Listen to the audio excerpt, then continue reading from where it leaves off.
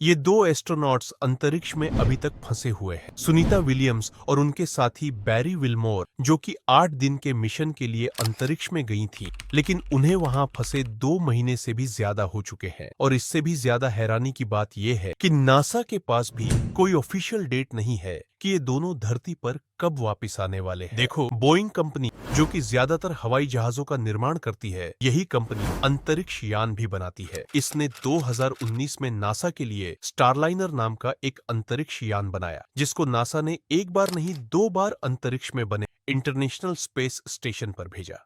लेकिन इसमें दोनों ही बार कोई एस्ट्रोनॉट्स नहीं भेजा गया था, यानी कि ये स्पेसक्राफ्ट दोनों बार बिना अंतरिक्ष यात्रियों के भेजा गया था। लेकिन तीसरी बार ये डिसाइड हुआ कि इसमें 2 अंतरिक्ष यात्री भेजे जाए, जो कि बहुत एक्सपीरियंस्ड हो। तो नाम आया सामने भारतीय मूल की सुनीता विलियम्स का और उनके साथी बैरी विल्मोर। 6 जून को सुनीता विलियम्स और बैरी विल्मोर अमेरिका के केप कैनवरल फोर्स स्टेशन से रवाना हुए और बोइंग स्टारलाइनर स्पेसक्राफ्ट में सवार होकर अंतर्राष्ट्रीय अंतरिक्ष स्टेशन पहुंचे।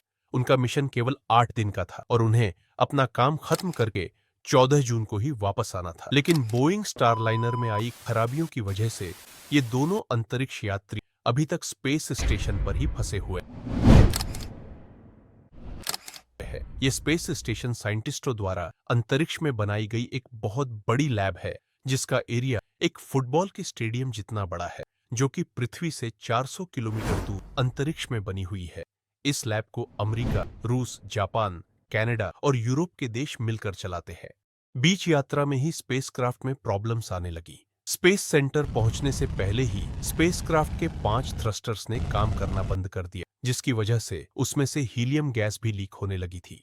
जब इस अंतरिक्ष यान ने उड़ान भरी थी, तब सब ये सोच रहे थे कि हमारे एस्ट्रोनॉट्स अपना काम खत्म करके सही सलामत वापस आ जाए। लेकिन अब हालात ऐसे हो गए थे कि सब ये सोचने लगे कि कैसे भी ये अंतरिक्ष यान स्पेस सेंटर तक पहुंच जाए। खैर, स्टारलाइनर किसी तरह से इंटरनेशनल स्पेस स्टेशन तक पहुंच गया और स्टेशन से जुड़ भी गया। सुनीता विलियम्स और बैरी वाल्मोर स्टेशन के अंदर पहुंच गए, जहां पहले से मौजूद 7 अंतरिक्ष यात्रियों ने उनका स्वागत किया। स्पेस सेंटर में हमेशा कोई ना कोई देश रिसर्च करने के लिए अपने अंतरिक्ष यात्रियों को भेजता रहता है। इसलिए ये अंतरिक्ष यात्री जिन्होंने सुनीता और बैरी वाल्मोर का स्वागत किया था, वो पहले से ही वहां रिसर्च कर रहे थे। इसमें 4 अमेरिका के थे और 3 रूस के।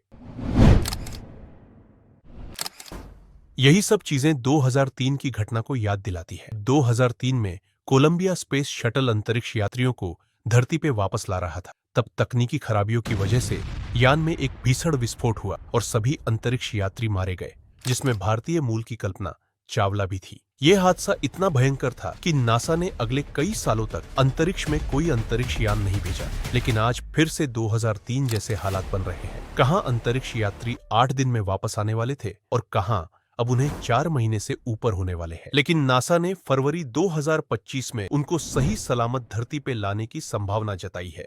सोचो, 6 जून को अंतरिक्ष में पहुंचे थे और फरवरी 2025 को वापस आएंगे। लगभग उन्हें वहां रहते रहते 9 महीने हो जाएंगे। लेकिन घबराने की कोई बात नहीं है। सुनीता विलियम्स और बैरी विल्मोर कोई पहली बार अंतरिक्ष यात्रा पर नहीं गए। बच्चा बच्चा जानता है, सुनीता विलियम्स अंतरिक्ष की कोई कच्ची खिलाड़ी नहीं है। 2006-2007 में सुनीता अंतरिक्ष में 196 दिन रही थी और 2012 में उन्होंने 127 दिन अंतरिक्ष में बिताए थे। इसलिए हमें पूरी उम्मीद है कि ये दोनों बिल्कुल सही सलामत धरती पर पहुंच जाएंगे। अगर जानकारी अच्छी लगी तो सब्सक्राइब और लाइक जरूर करें, क्योंकि आपके एक लाइक से हमें मोटिवेशन मिलता है, जो कि हमें और ज्यादा अच्छी वीडियो बनाने में हेल्प करता है। इसलिए वीडियो को लाइक, सब्सक्राइब और शेयर जरूर करें।